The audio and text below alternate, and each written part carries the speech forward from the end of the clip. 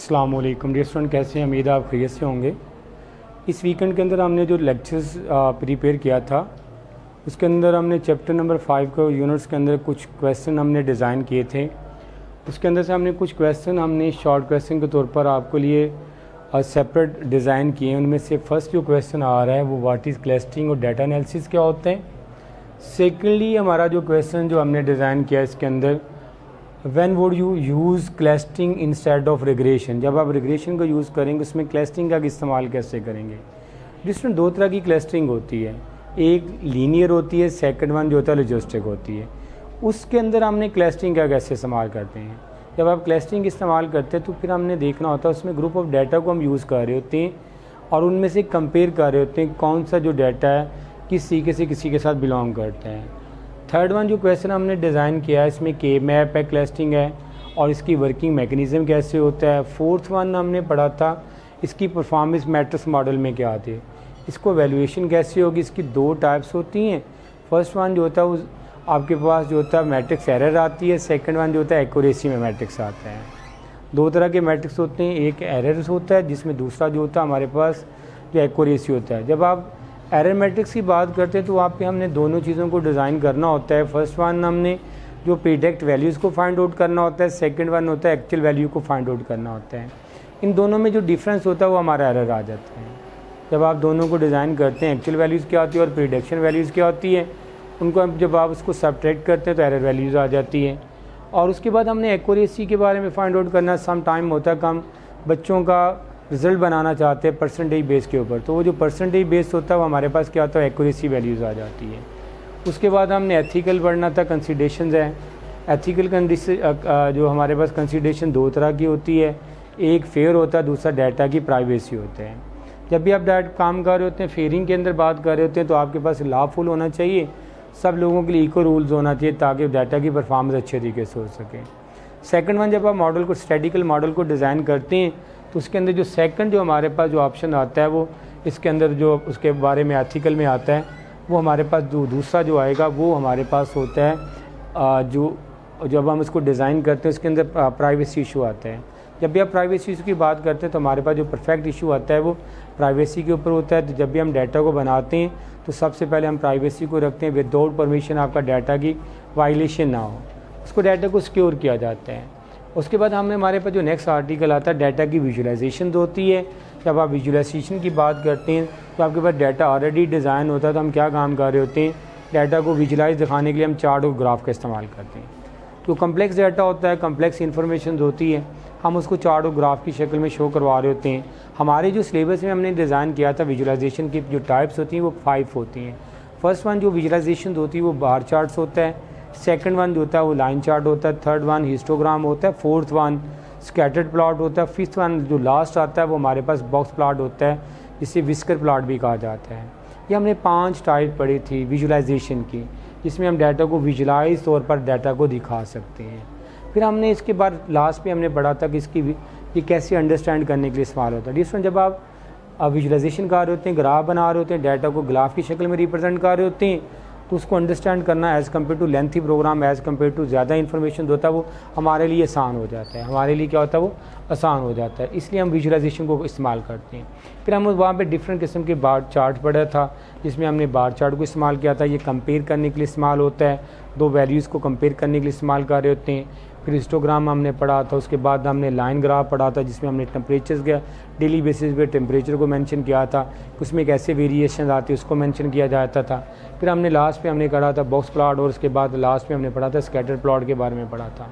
फिर हमने पढ़ा था डिफरेंट टूल्स इस्तेमाल होते हैं इनके लिए, जिन जब आप बना रहे होते हैं डाटा को विजुअलाइजेशन कर रहे होते हैं तो डिफरेंट टूल्स इस्तेमाल करते हैं जिसके से डाटा को आप विजुअलाइज करके देख सकते हैं। जो विजुअलाइजेशन के लिए बेटा जो हमने हमारे पास जो मेन टूल्स होते हैं दो तरह के टूल्स होते हैं। फर्स्ट वन जो हमारे पास टूल्स होता है एक्सेल का होता है, एक्सेल शीट होती है। सेकंड वन हमारे पास गूगल शीट्स होती है। ये दो टूल्स हैं जो डाटा को विजुअलाइज करने के लिए कॉमन इस्तेमाल करते हैं। अब एग्जांपल दे रहे हैं, सपोज कर लें कि आपने कोई भी विजुअलाइजेशन करनी है, अब एक्सेल को इस्तेमाल कर लें। एक्सेल के अंदर कॉलम के अंदर आप डाटा टाइप करें, फिर डाटा को सिलेक्ट करने के बाद उसको विजुअलाइजेशन करवा लें। विजुअलाइजेशन में डिफरेंट किस्म के चार्ट इस्तेमाल होते हैं।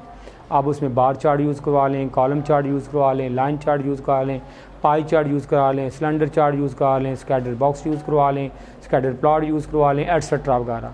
कोई भी तरीके से आप विजुलाइजेशन करवा रहे होते हैं। तो लिहाजा यहाँ पे हमारे पास जो दो तरह की ऐप्स हैं, दो तरह के प्रोग्राम्स होते हैं, दो तरह के टूल्स हम यूज़ कर रहे होते हैं डाटा की विजुलाइजेशन के।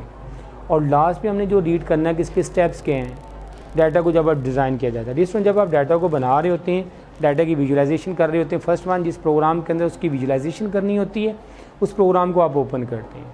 सेकंड वन जब आप ओपन कर लेते हैं, अगर एक्सेल में बनाना तो एक्सेल को ओपन कर लें, गूगल शीट को के अंदर प्रोग्राम्स को आपने डेवलप करना था गूगल शीट को ओपन कर लें। जब आप प्रोग्राम को ओपन कर लेंगे, सेकंड वन हमारा जो ऑप्शन होता है उसकी जो क्रिएशन का प्रोसीजर्स होता है वो हम क्या काम करते हैं, उसमें डाटा को इंटर करते हैं। जब आप डाटा इंटर कर लेते हैं जिसके ऊपर आपने ग्राफ को ड्रा करना होता है उसको सिलेक्ट करते हैं, उसको विद हेडिंग जो आपने कॉलम हेडिंग डिज़ाइन की होती है उसको सिलेक्ट करते हैं। फिर हम क्या काम करते हैं, जो थर्ड ऑप्शन होता है जब आप डाटा को सिलेक्ट करने के बाद हमारे पास जो ऑप्शन आता है हम क्या काम करते हैं, आप मेन्यू से आप टैब के अंदर जो इंसर्ट टैब पे जाते हैं, इंसर्ट टैब से आप किसको सिलेक्ट करते हैं, चार्ट को सिलेक्ट करते हैं। जब चार्ट को सिलेक्ट करते हैं फिर डिज़ायर ऑप्शन आ जाता है, उनमें की सब टाइप्स आ जाती है, उनमें से किसी एक को मेंशन कर लेते हैं हमने ये चीज़ ड्रा करनी है। जब हम उस चीज़ को ड्रा करने लगते हैं तो वो आपका जो चंद फ्यूज होते हैं वो आप बटन प्रेस करते हैं, फ्यू क्लिक करते हैं, वो आपका जो चार्ट होता है वो ड्रा आ जाता है, विजुलाइजेशन हो जाती है।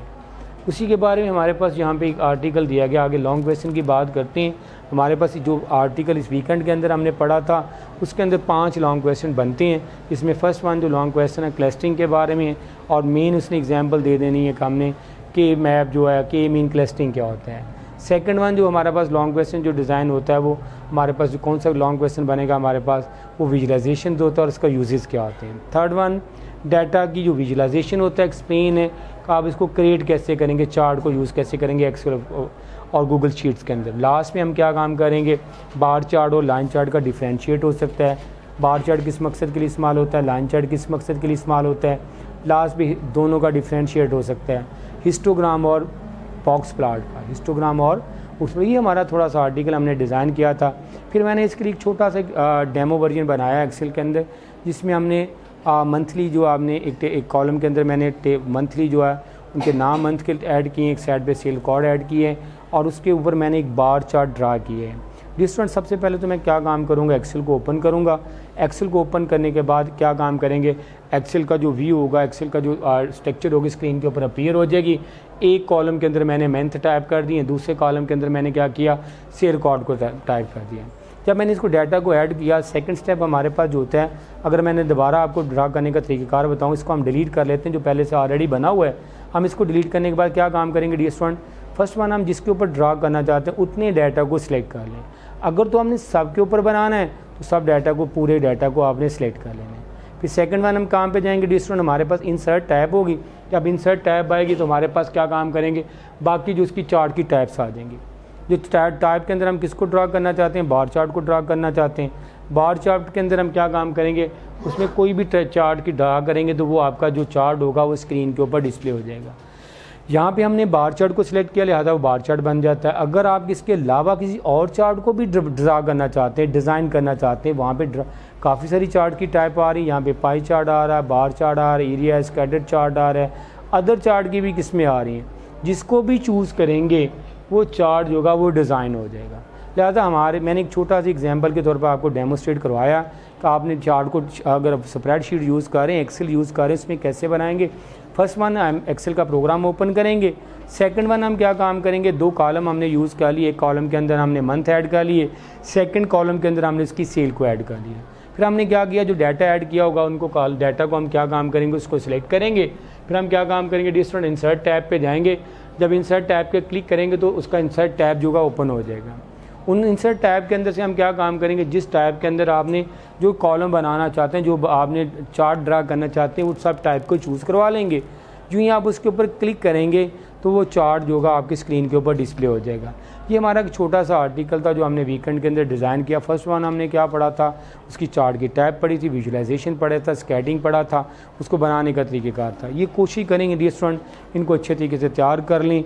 इसी के रिलेटेड शॉर्ट क्वेश्चन होंगे, इसी के रिलेटेड लॉन्ग क्वेश्चन होंगे, इसी आर्टिकल जो हमने वीकेंड के अंदर डिज़ाइन किया इसी के अंदर MCQs होंगे। कोशिश करने का आपके पास आज का दिन भी है और संडे सारा दिन आपके पास अवेलेबल होता है।